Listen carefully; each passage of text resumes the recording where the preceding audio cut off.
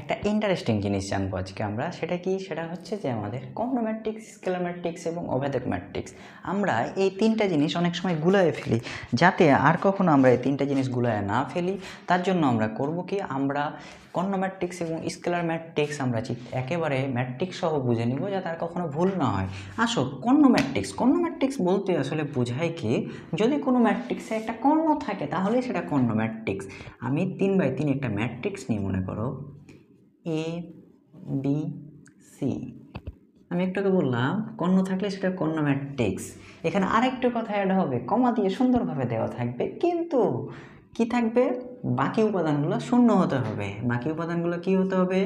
শূন্য হতে হবে। তাহলে এটা একমাত্র কি হতে পারবে? কর্ণ ম্যাট্রিক্স হতে পারবে। দেখো, এইটাকে আমাদের বলা হয় কি বলতো? মুখ্য কর্ণ। দ্যাট মিনস আমাদের কর্ণ ম্যাট্রিক্সের ক্ষেত্রে মুখ্য কর্ণের উপাদানগুলো থাকবে এবং বাকি উপাদানগুলো জিরো হবে। এবং দেখো এ বি সি, এখানে কিন্তু আমি সবগুলো এও দিইনি, সবগুলো বিও দিইনি, সবগুলো সিও দিইনি, তিনটা এ বি সি আলাদা আলাদা জিনিস দিয়েছি। এর মানে কি দাঁড়ায়? এর মানে মুখ্য কর্ণের উপাদানগুলো আলাদা আলাদা হবে, একই হতে পারবে না। মনে করো এটা কেমন হতে পারে, এটা উদাহরণ দেখি, 1 2 3 0 0 0 0, তাই না? তাহলে দেখো প্রত্যেকটা আলাদা না মুখ্য কর্ণের উপাদানগুলো 1 2 3। তাহলে এটাই হচ্ছে আমাদের কর্ণ ম্যাট্রিক্স। এবার আসো স্কেলার ম্যাট্রিক্স।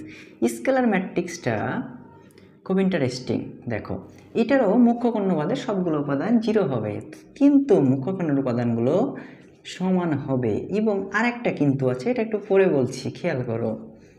আগে দেখো তো এটা কী হয়েছে, সবগুলা উপাদান কি হয়েছে, মুখ্য কর্ণের উপাদান কি হয়ে গেছে, সবগুলাই এ, মানে সবগুলা সমান। কিন্তু থাকবে এখানে একটা কিন্তু, মুখ্য কর্ণের উপাদানগুলো কি হতে পারবে না,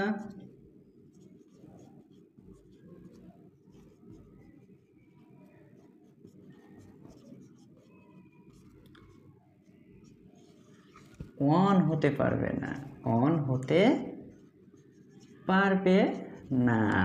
তাহলে অন বাদে যে কোনো মান হতে পারে। কি বললাম? অন বাদে যে কোনো মান। তাহলে এখানে দেখো অন বাদে যে কোনো মান মানে কি, দেখো এটা একটু এই জায়গায় আমি ছোট্ট করে একটু নিই, যেহেতু স্পেস কম আছে।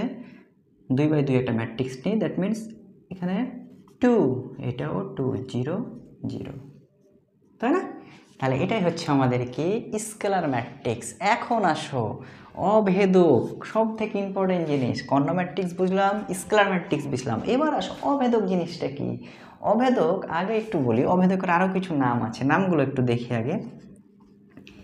ইউনিট ম্যাট্রিক্স, তোমরা এটা নাম শুনেছো, ইউনিট ম্যাট্রিক্স। অভেদক ইউনিট ম্যাট্রিক্স থাকলে কি হতে পারে? একক ম্যাট্রিক্স। একক ম্যাট্রিক্স, ম্যাট্রিক্স বানানটা একটু জটিল বুঝছো, যেন বারবার লিখতে বিরক্ত লাগে। এরপরে দেখো আইডেন্টিটি ম্যাট্রিক্স। আইডেন্টিটি ম্যাট্রিক্স, দেখো কতগুলো নাম লিখলাম, কিন্তু জিনিস কিন্তু একটাই। পরীক্ষাতে আসবে নিচের কোনটি অভেদক ম্যাট্রিক্স। তুমি আজীবন পড়ে গেছে একক ম্যাট্রিক্সগুলো ফেলবো, অভেদক জানো না, তাই না? অথবা বলা হবে নিচের কোনটি আইডেন্টিটি ম্যাট্রিক্স নয়, তখন তো গুলায় ফেলবো, আমি তো আইডেন্টিটি পড়িনি ভাইয়া। তো ঠিক আছে, আর যেন না গুলায় ফেলো, তার জন্যই আজকের এই ভিডিওটা।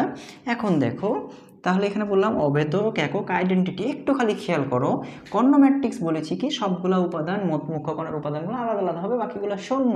স্কেলারের ক্ষেত্রে বলেছি কি মুখ্য কর্ণের উপাদানগুলো একই হবে, বাকিগুলো শূন্য, কিন্তু এক হতে পারবে না।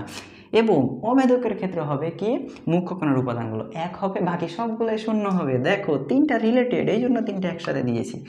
এগুলো কি হবে? সবগুলো সমান হবে, তাই না?